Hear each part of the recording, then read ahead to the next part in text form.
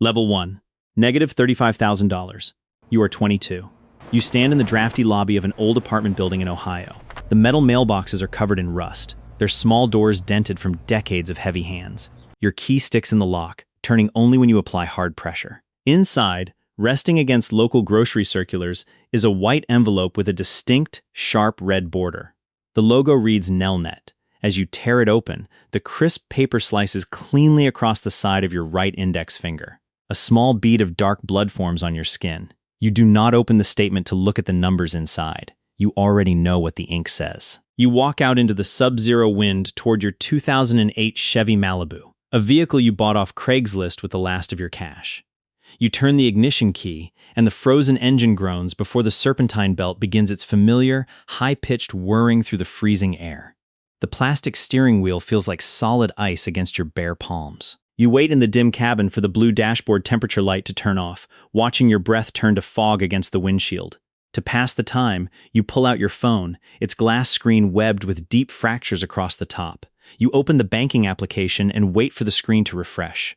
A small, horizontal dash appears next to the digits, a minus sign. It sits there cleanly, subtracting $35,000 from your existence before you have even figured out how to pay for your next meal.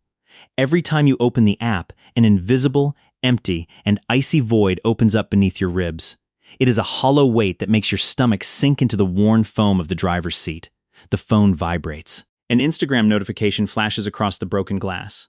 Your college friends are posting photos from a weekend getaway, filled with the bright sun of Austin and the turquoise waters of Cancun.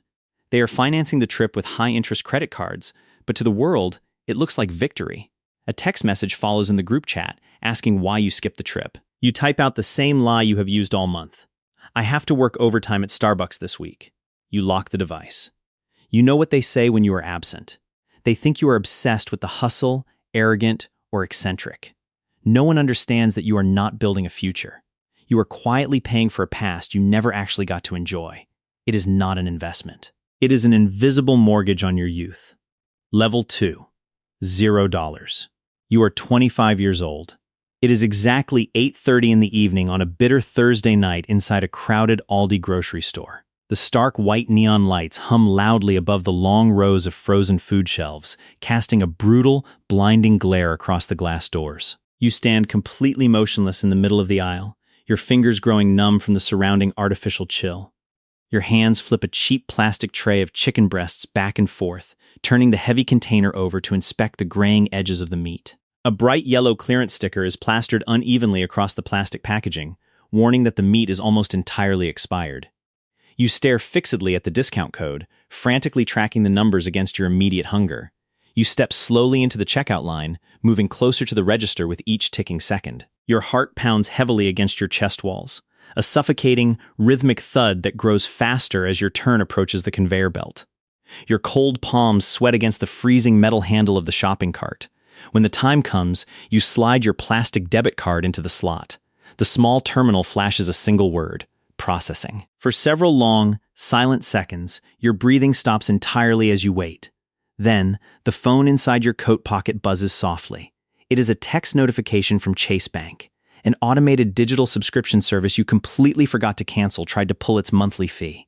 The zero balance failed to cover the cost, triggering a sudden $35 overdraft penalty on your account. A deep, painful stiffness immediately locks the tight muscles of your neck and creeps down into your shoulders.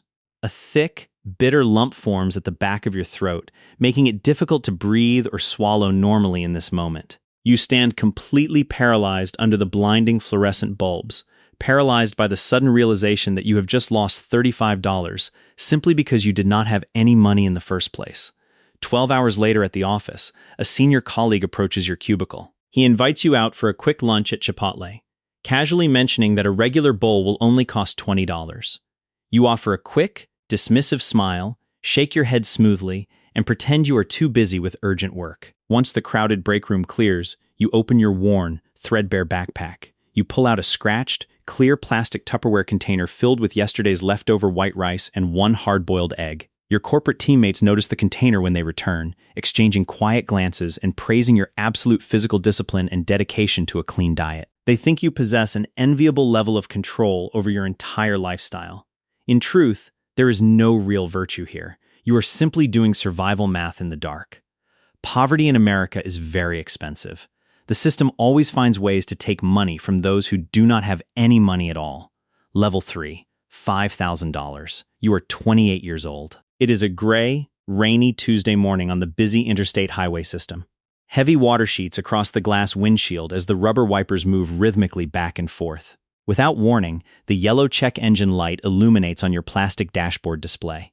You take the nearest highway exit ramp and pull directly into a local Firestone auto repair shop. The service mechanic examines the front vehicle under the garage lifts and hands you a printed paper bill for exactly $1,200 to cover immediate brake and tire replacements.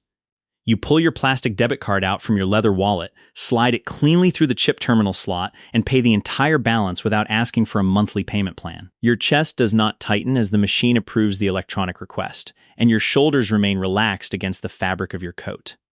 The financial transaction is recorded simply as a routine deduction of numbers on your digital screen. Later that same afternoon, you walk inside a neighborhood Trader Joe's grocery store location. You walk calmly down the center aisle, pick up a standard brown paper shopping bag of premium organic coffee beans, and place it directly into your plastic handbasket. You do not open your smartphone application to check your daily balance, and you do not mentally calculate the running total cost of your household items before walking up to the main cashier counter to pay. On Friday evening, you meet your old high school friends for a casual dinner at a local neighborhood restaurant. As the group chatters around the long table, you notice the person sitting directly across from you quietly dropping their hands beneath the edge of the white tablecloth. You silently watch them open their mobile banking application, their eyes tracking the glowing screen with the exact same unblinking stillness you carried in your own eyes just 3 years ago. You say absolutely nothing to them about it. When the final dinner bill arrives at the table, you calculate your precise personal portion, place your paper cash flat on the wood table surface, and excuse yourself from the gathering early. While walking through the wet asphalt parking lot outside, you receive a new text message from the main group chat room notification. Your complete lack of financial reaction has been noted by the group. They write that you have drastically changed over the years, becoming a cold, distant, and intensely pragmatic person about everyday human life affairs. $5,000 is not true security. It is just a thin pane of glass keeping your life a short distance from the cold concrete. Level 4, $50,000. You are 31. The 5-digit balance sits neatly across the clean blue digital interface of your high-yield savings account application, managed securely through Marcus or Wealthfront. With exactly $50,000 secured in the bank, you make the practical choice to upgrade your daily living conditions. You sign a new 12-month lease agreement for a quiet suburban apartment complex that proudly features a private and unit washer and dryer. The change means no more collecting rolls of quarters or waiting in dark public laundromats on wet Sunday mornings. To complement this step, you walk into a local dealership lot and lease a brand new white Toyota RAV4 with intelligent all-wheel drive, trading in your unreliable older commuter vehicle for stable, modern transportation. Driving home from work on the interstate highway, you notice the immediate physical comfort of the new leather car seats against your back. Yet, a flat sense of emptiness and disillusionment begins to settle into your mind later that night when you sit at your wooden kitchen desk at midnight. You open your computer laptop in the dark room to check the latest residential real estate market prices on Zillow. As you scroll through the ordinary split-level houses and single-family townhomes listed under your price filters in your immediate zip code, you watch the local property values continue to stay firmly out of your current financial reach. During a Sunday evening family dinner, your partner's family openly comments on the clean lines of your new vehicle and your upgraded apartment space. They ask exactly when you plan to buy a house and finally settle down, assuming you have officially joined the ranks of the successful in your career. They view your visible lifestyle upgrades as undeniable proof of long-term financial safety and professional maturity. However, you know the economic data reveals that the average residential home price in the United States has reached $400,000. Your $50,000 is no longer even sufficient to cover a standard 20% down payment plus closing costs on a traditional suburban mortgage. You look closely at the financial spreadsheet numbers and realize your maximum salary ceiling was already decided by a corporate human resources department staff years before you were ever hired by the entire firm. You are moving forward through the corporate system every day, but you are caught on a moving but stationary middle-class conveyor belt that offers the constant illusion of upward progress without providing any true destination. A stable salary is a ceiling disguised as a solid foundation. Once you finally see it, you can never close your eyes again. Level 5, $200,000. You are 35. You live in a major technology hub like Seattle or Austin, where six-figure corporate salaries and tech bonuses are common. On a typical Tuesday evening after your shift, you push a large stainless steel shopping cart past the neatly organized, high-end shelves of Whole Foods, picking up fresh organic produce, specialty items, and premium groceries without ever looking at the itemized price tags. Your bank account balance is higher than it has ever been, but the illusion of wealth fractures on the 15th of each month.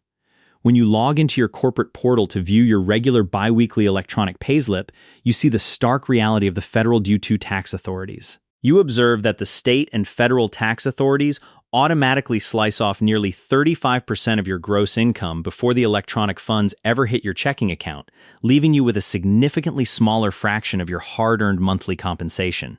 This financial reality is paired with a clear physical toll. Your eyes are perpetually tired, and your lower back aches from sitting for 12 hours at a stretch inside an ergonomic task chair, a direct consequence of working extended overtime hours late into the night under the bright, artificial light-emitting diode lights of your downtown corporate office building. You have achieved a much larger salary on paper, but you possess far less actual free time to enjoy your daily life outside the workplace. The division between your financial habits and your social circle widens during a summer group discussion. Your old high school and college friends invite you to attend a lavish $3,000 destination wedding out in Cabo, Mexico. You politely decline the invitation because you prefer to transfer that specific capital directly into your personal Vanguard investment account to purchase diversified index funds and exchange-traded funds. Because of this unexpected financial choice, your childhood friends start whispering behind your back at gatherings. They call you arrogant, stingy, and loudly claim that you have completely changed for the worse now that you are considered rich by their normal standards. You choose not to defend your long-term financial strategy or explain your long-term goals, silently enduring the social ostracism and the shrinking size of your friend group as you walk back to your car alone. You are not rich. You are just a well-lubricated cog in someone else's machine. Level 6, $3,500,000.